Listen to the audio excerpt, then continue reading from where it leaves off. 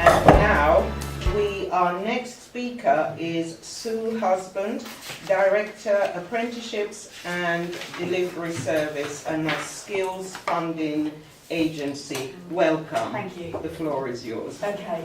I should say the first thing that's just sort of struck me today, I've just come from a meeting this morning, hence just in the nick of time for Colin.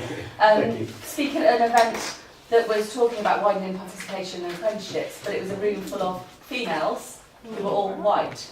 Oh, and we had two people who had BAME background there and two men, but there were about 30 white sort of middle class women there. And it was an interesting discussion about, you know, how they widen participation. And then to come here, and we're at the Delaunay, central London, very posh, you know, lots of politicians there and stuff. And it's fascinating for me, this world sort of invites me to all sorts of different places and different environments and different people trying to get engaged. But I think, I know from the work that Colin does, you're very connected to the individuals that you're trying to impact. And I think sometimes that's part of my job, is meeting people who are quite a way away from those individuals and trying to help them understand, you know, what they ought to be doing. And the discussion today sort of went from people seeing this as corporate social responsibility to me trying to make them think this is all about actually tapping into a huge pool of talent that you're stupidly missing at the moment because of the way that you engage, you know, people coming into your businesses. So fascinating conversation and interesting to sort of come here. So I'm very pleased to be here. And I would say, the first thing I want to say is just acknowledge Colin's work. Because one of the things we're doing at the moment in the civil service is we're shrinking. And it makes it harder and harder for us to make decisions about what we support and not. And I think it's quite hard to say no. When you know it's somebody who's kind of genuinely passionate about this sort of world and trying to make a difference. So thank you for that. Thank you for coming back. So I think, just talk a little bit about my role. I did have a script, but it seems a bit weird, you know, sitting in a room with you guys. So I think there's some things I probably just want to touch on, so I'll use this to sort of guide me. But I think the first thing to say is, one of my key roles is running the National Apprenticeship Service. So my message to businesses is actually that apprenticeships can work for you, and that's, you know, no matter sort of what industry you're in, or no matter what that individual brings from day one to the business. I think it's about realising the potential in people.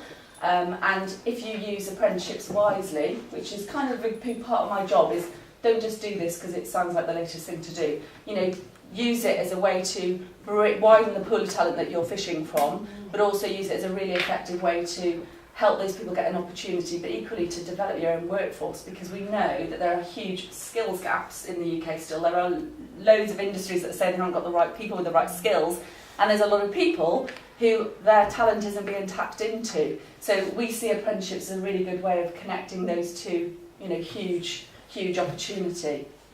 I think particularly when we look at people from a BAME background, that's one of our focuses. I think the thing for me is we've had a commitment that we will increase that group by 20%. So it's not to 20%, but by 20%.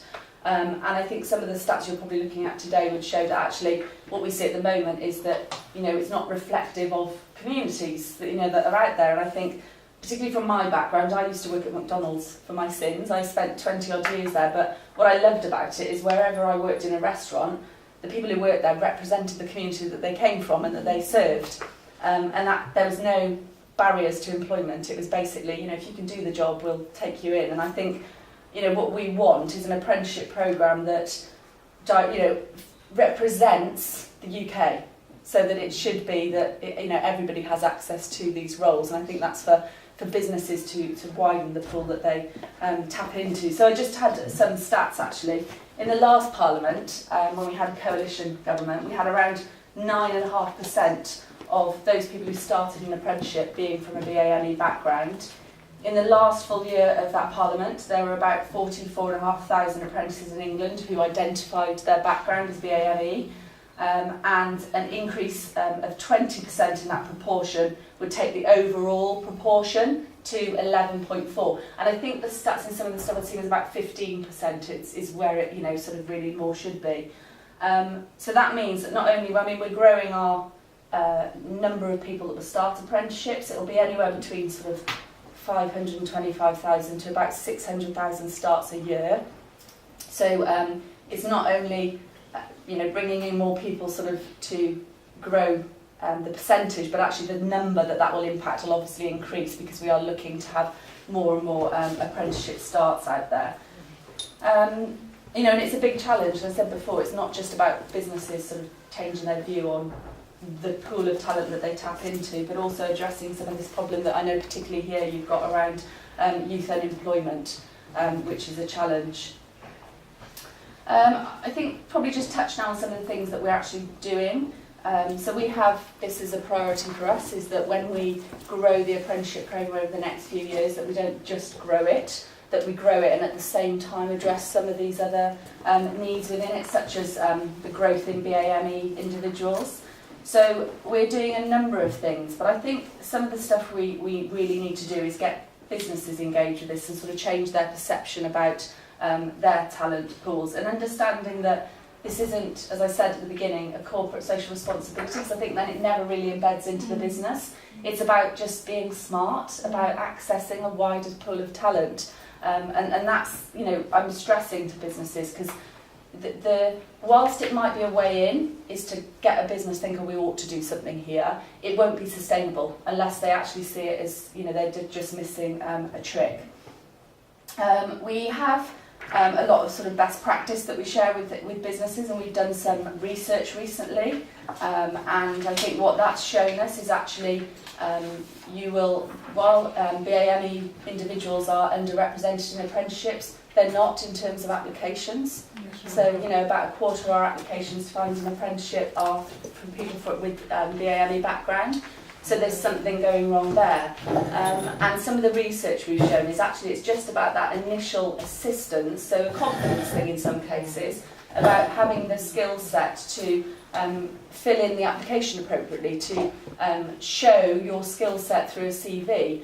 And it's just that bit of support to get, you know, a really good CV together, or to fill in the application a little more smartly, that could help to get you through that first stage, because it's quite, you know, striking the percentage figures in that, you know, when you look at those numbers of people actually applying for roles versus those that get them. I think the other thing just to mention on, and I think what's interesting is when we look at ways into apprenticeships, because I know some of the people that you're working with may be further away from the workplace, is actually that traineeships are not showing that same sort of disparity between the people applying to do those and getting them. So we're seeing a better mix of candidates doing traineeships. It suggests that they are more accessible to individuals from a BAME background. So sorry. Oh, I thought you were Is it that they're being offered the traineeship? Because there are quite a lot of black kids that have got the A to C's, which they wouldn't be eligible for a traineeship anyway. Yeah. So the ones who haven't got them, are they automatically being said, right, why don't you do a traineeship?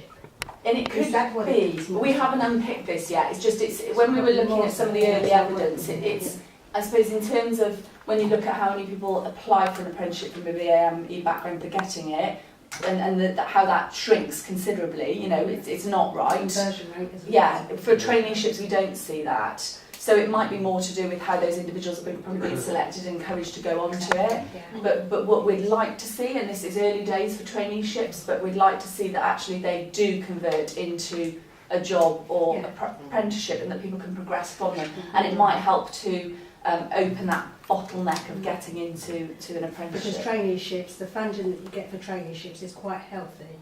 So the people that they're putting through there, who haven't got the 5 A to C's, is quite, it's, you know, it's good. It's good revenue. But how many of them go on to get an apprenticeship and employment? That's what needs to be done. I'm just going to interrupt here. Can we jump in at the end so that Sue can actually finish? No, and I'd say actually, because I think rather than sort of go through, you know, all the bits, I think that's probably a good point to stop and have a discussion, I think.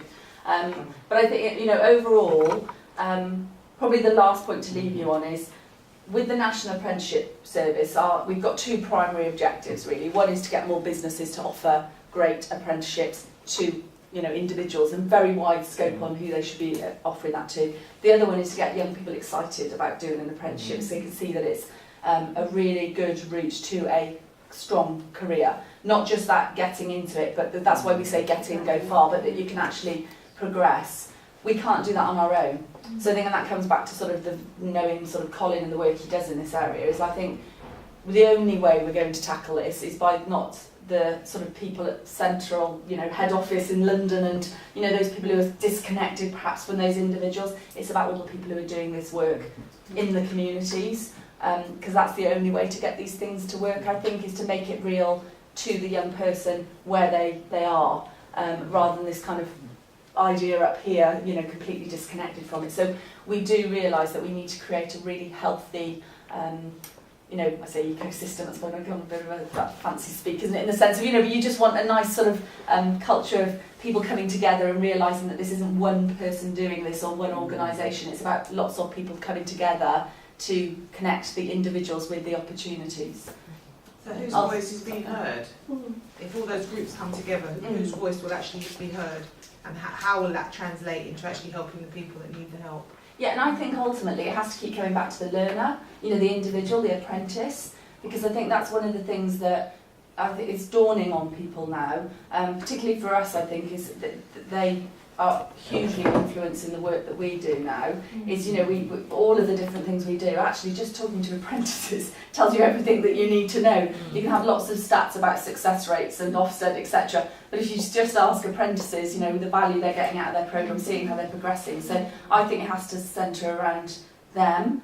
And I think with government, they have to sort of step away. I see government and working for government, I say this with caution, but we need to kind of step back from this, set things up, put the infrastructure in place, and then just let, 1,000 flowers bloom, whatever, let people sort of make this happen. And make it happen, where it really matters, which is in local communities most of the time for apprenticeships.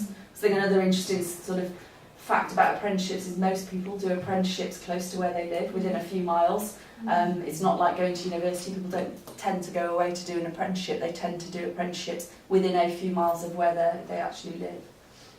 Can I ask a question? How the standards, they're changing, so you've mentioned about like talking to the apprentices, like one of the big drivers for a lot of I deliver apprenticeships, young people that we work with is the qualification aspect of it. So they're getting the on-the-job experience and they're also leaving with a formal qualification. And that is, so when we're doing events, whether it's in Tower Hamlets, it's in Hackney or it's in Newham, that's a big driver when we're speaking to parents as well as, yes, there is a qualification, it means something. But the new apprenticeship standards, not all of them have that qualification embedded within them.